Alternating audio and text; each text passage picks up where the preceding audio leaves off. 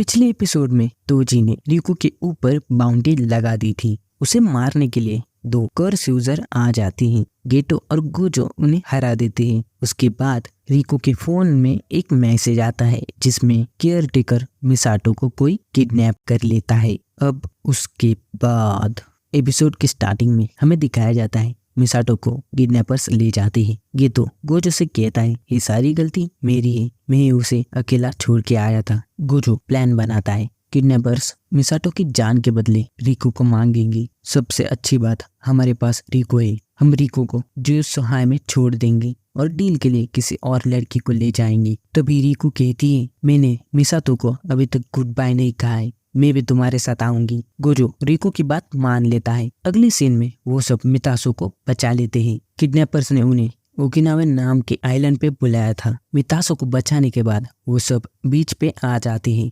मितासो गेतो से कहती है मुझे शर्म आनी चाहिए, मुझे किसी नॉन सॉर्सरर ने पकड़ लिया। तुम सब एयरप्लेन से आए हो, तुम पे अटैक नहीं हुआ। गेतो उससे कहता है गोजो की आंखें बहुत ही अच्छी है, उसने हर एक पैसेंजर की जांच कर ली थी। और एयरप्लेन के बाहर गेतो ने अपने सबसे अच्छे कर स्पिरिट ड्रैगन को बाहर बुला लिया था। गेतो सोचता है कि किडनैपर्स ने हमें यहाँ क्यों बुलाया। मितासो उससे कहती है किडनैपर्स ने हमें यहाँ पर सिर्फ टाइम वेस्ट के लिए बुलाया होगा। एयरपोर्ट पे हमला हुआ तो गेतो उससे कहता है एयरपोर्ट पे दो जुत्सु सॉर्सरर को बुलाया है, उनमें से एक का नाम नानामी होता है, वो फर्स्ट ईयर का सॉर्सरर है, और दूसरे का हाइबारा होता है। हाइबारा इस मिशन के लिए बहुत ही ज्यादा एक्साइटेड होता है और नानामी उससे कहता है तूफान ना आए, उसकी वजह से सारी फ्लाइट कैंसिल हो जाएगी और हमारी सारी मेहनत पानी में मिल जाएगी। और गेतो कहता है बीच पे खेलने का प्लान गोजो का था। वो दोनों बीच पे बहुत ही ज्यादा एंजॉय कर रहे होते हैं। तभी गेतो उनसे कहता है कि चलो अभी चलने का टाइम हो चुका है। ये सुनकर रिको बहुत ही उदास हो जाती है। गोजो ये देख कर कहता है हम कल सुबह जाएंगे, वैसे भी हमें जियुत्सुहाई कल शाम को जाना है। ये जगह टोक्यो से ज्यादा सुरक्षित है, इस आइलैंड में बहुत ही ज्यादा कम कर स्पिरिट होगी। गेतो सोचता है गोजो ने कल से अपनी कर्स टेक्निक बंद नहीं की है, आजकल वो रात में भी सोता नहीं है, अटैक कभी भी हो सकता है, गोजो के शरीर पर इसका बुरा असर होगा। गोजो उससे कहता है मैं ठीक हूँ। उसके बाद वो सब खाना खाते हैं, रात में एक्वेरियम देखने के लिए जाते हैं। सुबह होने के बाद जियुत्सुहाई आ जाते हैं। रिको के ऊपर की बाउंड्री 4 घंटे पहले ही खत्म हो चुकी है और वो सब जियुत्सुहाई में है, वहाँ पर कोई भी आ नहीं सकता। ये बहुत ही सुरक्षित जगह है, इसीलिए थक कर गोजो अपनी इन्फिनिटी शील्ड टेक्निक हटा देता है। इसी बात का फायदा उठाकर कोई गोजो के पेट के अंदर तलवार घुसा देता है। गोजो पीछे देखता है, वो तो तोजी फिशोहिरो था। तोजी गोजो से कहता है मैं भी दूसरों के नाम भूल जाता हूँ। फिर हमें फ्लैशबैक दिखाया जाता है।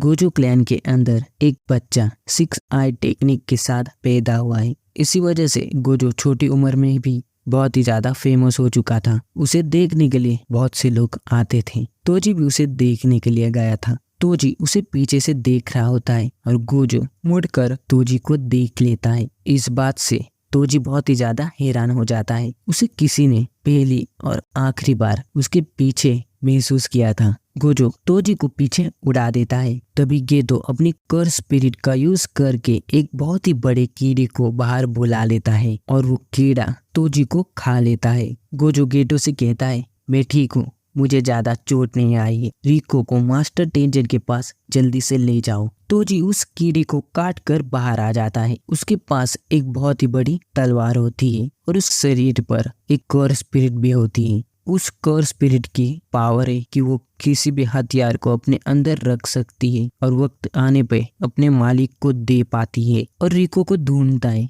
जो वहां पर नहीं थी और गोजो से कहता है मुझे लगा था कि मैं तुम्हें एक अटैक में मार दूंगा। गोजो उसका मजाक उड़ाता है और कहता है तुम मुझे एक अटैक में मार दोगे, ऐसा हो ही नहीं सकता, और बाउंड्री हट चुकी है। तोजी कहता है बाउंड्री मैंने ही तो लगाई थी। तोजी के पास एक स्पेशल पावर जीरो कर स्पिरिट, उसकी वजह से, और वो किसी को महसूस भी नहीं हो सकता और अपने पावर को बढ़ा सकता है। तभी गोजो उसे अपनी ब्लू टेक्निक की मदद से दूर फेंक देता है। तोजी समझ जाता है कि गोजो के पास लिमिटलेस कर्स पावर है। उसकी वजह से उसके आसपास एक इन्फिनिटी शील्ड बन जाती है और फिर तोजी फिर से वहाँ आ जाता है और इतनी तेजी से अपनी जगह बदल रहा होता है। गोजो को कुछ भी समझ नहीं आता है कि वो कहाँ पर है। वो उसकी कर्स पावर को भी महसूस नहीं कर सकता, उसके पास कोई कर्स पावर ही नहीं है। गोजो अपने टेक्निक ब्लू की मदद से आसपास की जगह को तबाह कर देता है क्योंकि तोजी को छुपने के लिए जगह ही ना मिल पाए। उसके बाद फ्लाईहेड्स का झुंड